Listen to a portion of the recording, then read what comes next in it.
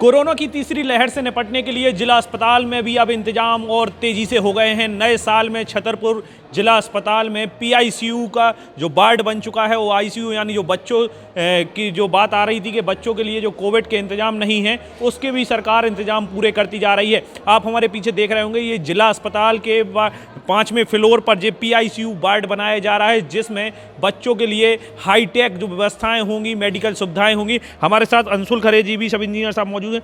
Sir, किस तरह की तैयारी है अपनी?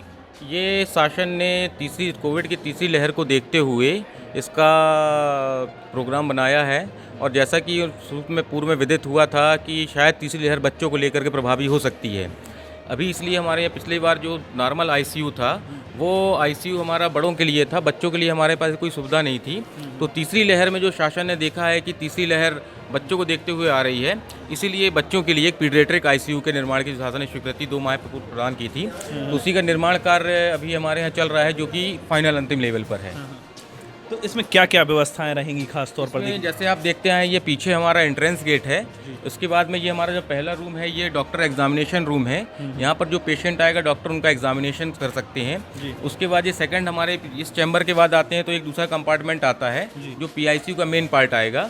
इधर हमारा एक ऑटोक्लेव रूम बना हुआ है, जो यहाँ के इंस्ट्रूमेंट्स होंगे या जो इन्फेक्टिव कपड़े होंगे, जो सारी चीज़ें यहाँ पर वॉश होंगे। उसके बाद तीसरे नंबर पे आप यहाँ पर आएंगे तो ये हमारा 10 बेडेड जो स्वीकृत हुआ था पीआईसीयू वार्ड, ये वो है। तो ये आप देख सकते हैं कि ये फाइनल लेवल पर चल रहा है, फिनिशिंग का काम चल रहा है, सारी व्यवस्थाएं हो चुकी हैं। केवल ये वॉल हैंगिंग कर्टन हो गया है और यहाँ केवल पेंटिंग वर्क बचा हुआ है, वो शेष रह गया है, जो आगामी 2 दिवस में हमारे द्वारा ये पूर्ण कर लिया जाएगा। इसके बाद उस तरफ देखेंगे, ये ग्लास लगा हुआ है, ये हमारा नर्सिंग स्टेशन है, जहाँ से हमारी जो स्टाफ है, जो नर्सिंग स्टाफ या डॉक्टर्स हैं, वो इसका सुपरविज़न करते रहेंगे। उसके बगल में हमारे 2 स्टोर बने हुए हैं, एक मेन स्टोर बना हुआ है, एक रनिंग स्टोर है।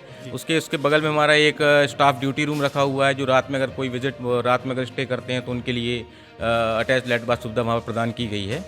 इसमें जो आईसीयू देखा जा रहा है, ये बड़ा हाईटेक बना हुआ है। यहाँ पर देखे जा रहे जो बेड हैं, लगभग 12 बेडों की व्यवस्थाएँ हैं। इनमें क्या खास है? एक तो इसमें सभी में सेंट्रल ऑक्सीजन को आपको प्रोवाइड किया गया है। जो आप पीछे देख रहे हैं, बेड हेड पैनल लगे हुए हैं। तो इस बेड हेड पैनल्स में हमारे जितने भी अभी जनरली क्या होता था कि हमारे खूब सारे ऑपरेटर्स जो रहते थे, उससे मॉनिटर भी है, सारी चीज़ें हैं। ये सारी चीज़ें किसी बोर्ड से या किसी चीज़ से लगाई जाती थी, तो देखने में गंदा लगता, तो इन्फेक्शन फैलने का खतरा ज़्यादा रहता था।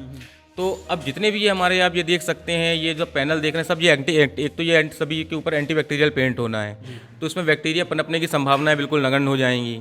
और सारे जितनी हमारे इंस्ट्रूमेंट्स हैं, जितने मैक्सिमम कैपेसिटी के इंस्ट्रूमेंट अपने यहाँ यूज़ होते हैं लोड के, उन सभी लोड को, उनकी क्षमता को ध्यान में रखते हुए इस बेड हेड पैनल को डिज़ाइन किया गया है, ताकि जो कभी कभी देखा जाता है कि कम लोड के पावर के ऊपर बड़ी मशीनें चल जाती हैं, तो जो फ्यूज़ होने का खतरा है, उन सब चीज़ों को निगलेक्ट किया गया है। सारे इंस्ट्रूमेंट के लोड के कैलकुलेशन के साथ ही इस बेड हेड पैनल को डिज़ाइन किया गया है। यानी जो ज़्यादा गंभीर बच्चे रहेंगे वो आईसीयू में रहेंगे, बाकी के लिए नॉर्मल वार्ड बनेंगे। हाँ, ये तो भी हमारे कोविड आईसीयू के दृष्टिगत तैयार किया जा रहा है।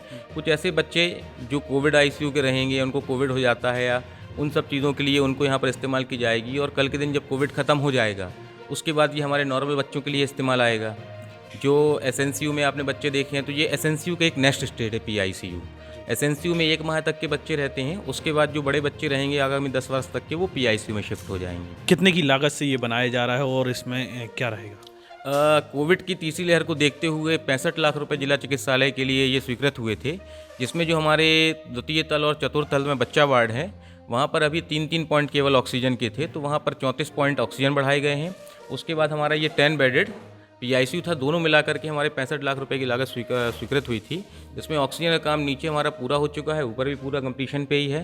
तो इस तरह से इस काम को आगे दिया जा रहा है। और सबसे बड़ी बात कि हमारे पास 10 बेडेड स्वीकृत थे, लेकिन चूंकि हमारे पास जगह थी, इसलिए सीएस सर की मार्गदर्शन में और उनके द्वारा स्टेट पे लेटर लिखवा करके हमने इसमें 2 बेड और एक्सटेंड करा लिए हैं, तो ये 12 बेडेड हो गया है। अब कब तक शुरू होने की उम्मीद है?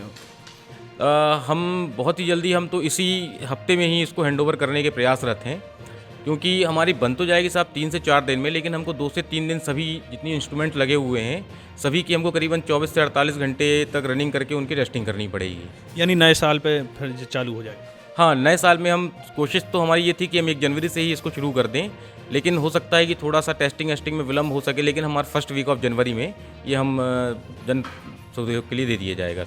तो बिल्कुल आप देख रहे हैं ये जिला अस्पताल के 5वें फ्लोर पे ये PICU बनाया गया है, आधुनिक युग का बनाया गया है। चूँकि इधर पे हाईटेक मशीनरी का भी उपयोग है कि तीसरी लहर में यदि कोई भी बच्चे इससे संक्रमित होते हैं तो उनके लिए जिला अस्पताल में पर्याप्त सुविधाएं होंगी। Subodh Tripathi, peptic time, Chhatarpur.